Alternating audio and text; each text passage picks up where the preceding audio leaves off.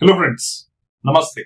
భారతదేశంలో రోజు రోజుకి పరిస్థితులు చాలా దరిద్రంగా తయారవుతున్నాయి. దీనికి కారణం నా కులం గొప్ప అంటే నా కులం గొప్ప, నా మతం గొప్ప అంటే నా మతం గొప్ప అనుకుంటూ రోజుకొక హత్యలు జరుగుతున్నాయి. కిరాతకంగా వ్యక్తులను చంపడం జరుగుతుంది. అసలు కొంచెం కూడా కామన్ సెన్స్ లేకుండా ఈ 21st సెంచరీలో కూడా కులాలు మతాలు కాదు, మానవత్వం అనేది చాలా ఇంపార్టెంట్, మనిషి మనుగడ అనేది చాలా ఇంపార్టెంట్.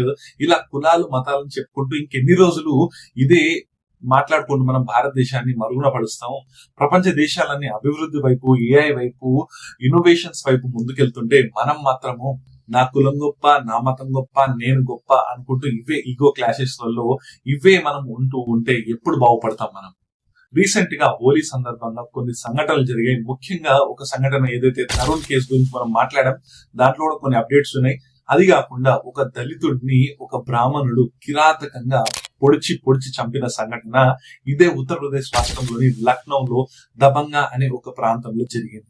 వివరాల్లోకి వెళ్తే హోలీ సందర్భంగా సూరజ్ అని అలియాస్ ఒక దళితుడు సూరజ్ అనే వ్యక్తి తను మోహిత్ తివారీకి హోలీ శుభాకాంక్షలు అంటూ హోలీ పర్వదినాన చెప్పడం జరుగుతుంది. నువ్వు నాకు హోలీ శుభాకాంక్షలు చెప్పడం ఏంటని చెప్పి సూరజ్ పైకి మోహిత్ కోపంగా మాట్లాడడం, దురుసుగా ప్రవర్తించడం జరుగుతుంది. అది మాట పెరిగి అది చాలా దూరానికి వెళ్తుంది అనుకొని సూరజ్ వాళ్ళ తండ్రి గారు ఏం చేశారంటే మోహిత్ ని మందలించి క్షమాపణ కోరి దీన్ని వదిలేయండి అని చెప్పి ప్రాధేయపడడం జరుగుతుంది. దీంతో పైనుంచి గమనించిన సూరజ్ వాళ్ళ తల్లి మరియు చెల్లి పైనుంచి కిందికి వచ్చి ఆ గొడవని ఇంకా పెద్దది చేయడం జరుగుతుంది.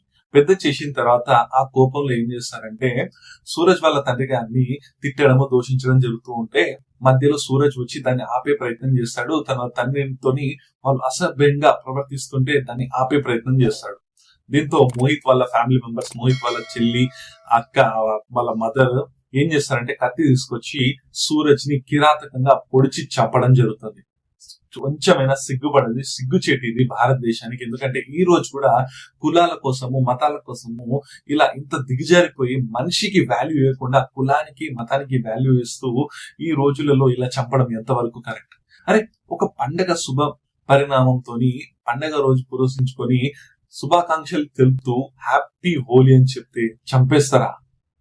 మీరు మనుషులైనా కొంచెమైనా అన్నం తింటున్నారా లేకుంటే గడ్డి తింటున్నారా? ఇంత కూడా కామన్ సెన్స్ లేకపోతే ఎలా? ఈ 21st సెంచరీలు కూడా కులాలకు, మతాలకు ప్రాధాన్యత ఇస్తూ ఇలా చెప్పడం ఎంతవరకు కరెక్ట్? నువ్వు బ్రాహ్మణుడు అయితే మాత్రం ఏంటి గొప్ప?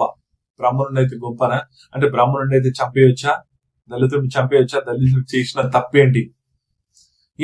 దీని వల్లనే కదా ఇండియాలో ఇంకెన్ని సంవత్సరాలైనా కూడా రిజర్వేషన్స్ కొనసాగుతున్నాయంటే దానికి కారణం ఏంటి? ఇలాంటి స్టేట్స్ లలో యూపీ, బీహార్, రాజస్థాన్ లాంటి స్టేట్స్ లలో ఇంకా దళితుడు ఇంకా అణిచివేతకు గురవుతున్నాడు. వాళ్ళని ఇంకా గుళ్ళకు రానివ్వట్లేదు, వాళ్ళను ఇలా హింసింపజేస్తున్నారనే కదా చాలా మంది దళితులు రిలీజియస్ చేంజ్ అయ్యి వేరే రిలీజియన్ లకి వెళ్ళడం జరుగుతుంది. మళ్ళీ మీలే అంటారు అసలు వీళ్ళు కరెక్ట్ హిందూస్ కాదు, అది ఇదని. అసలు ఎంతవరకు కరెక్ట్ ఇది?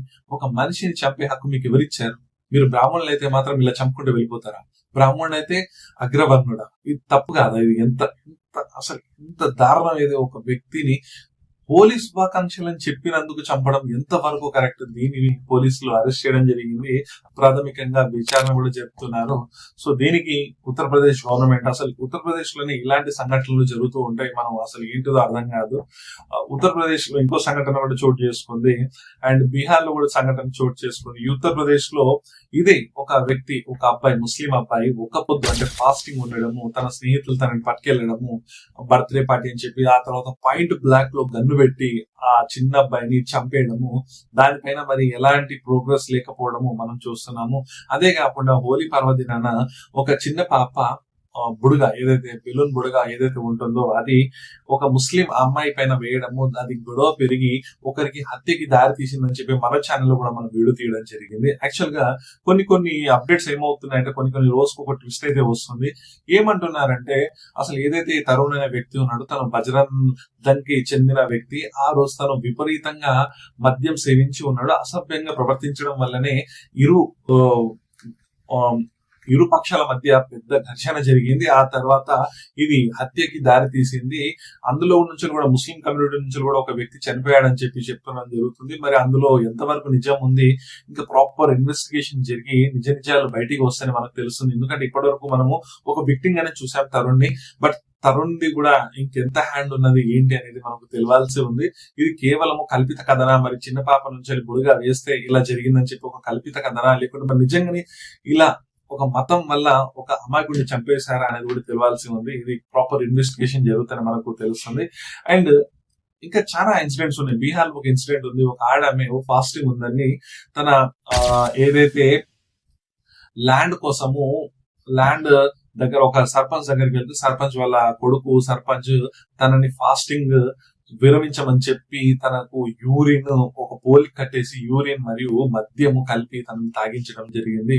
సో ఇలాంటి చాలా సంఘటనలు మన భారతదేశంలో చూస్తుంటే నిజంగా అసహ్యం వేస్తుంది. ఇలాంటి సంఘటనలు చూస్తుంటే అసలు మనము మనిషి మనం బతుకుతున్నామా, లేకుంటే మతాలుగా బతుకుతున్నామా, కులాలుగా బతుకుతున్నామా? ఇంకా ఇన్ని సంవత్సరాలైనా కూడా మనకు స్వాతంత్రం వచ్చి 77 సంవత్సరాలైనా కూడా మనం కులాలు మతాలు అనుకుంటూ కొట్టుకుంటూనే ఉందామా? ఇది ఎంతవరకు కరెక్ట్ అనేది మీరే ఆలోచించాలి. ఒక మతస్థుడు తప్పు చేస్తే మొత్తం మతాన్ని అందామా, ఒక కులస్థుడు తప్పు చేస్తే మొత్తం కులాన్ని అందామా, లేకుంటే ఆ కులం నుంచి చేసిన ఒక వ్యక్తిని మనము శిక్షించబడేలా చేసేద్దామా, లేకుంటే ఆ మతం నుంచి చేసే ఒక వ్యక్తిని మనం శిక్ష పడేలా చేద్దామా?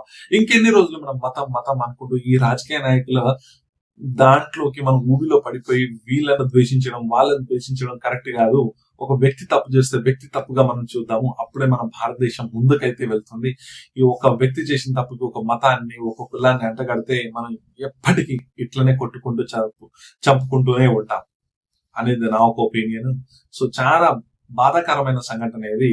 కేవలము పండగ అని చెప్పి శుభాకాంక్షలు చెప్తే చంపేస్తారా? చిచ్చి దారుణం ఇది. మీకు ఎలా అనిపిస్తుంది ఈ సంఘటన మీద? మీ ఒపీనియన్స్ మీరు కామెంట్ రూపంలో తెలియచేయండి. అండ్ ఈ వీడియో నచ్చినట్లయితే ప్లీజ్ మీరు లైక్ చేయండి, షేర్ చేయండి అండ్ సబ్స్క్రైబ్ కూడా చేయండి. ఈ వీడియోని మీరు ఎండు వరకు చూసే ప్రయత్నం చేస్తే డెఫినెట్ గా నచ్చిందని అనుకుంటున్నా. Please like, share, subscribe and comment. ఈ వీడియోకి ఇంతే. నెక్స్ట్ వీడియోలో మనం మళ్ళీ కలుద్దాం. అంతవరకు బై బై ఫ్రెండ్స్. జై హింద్.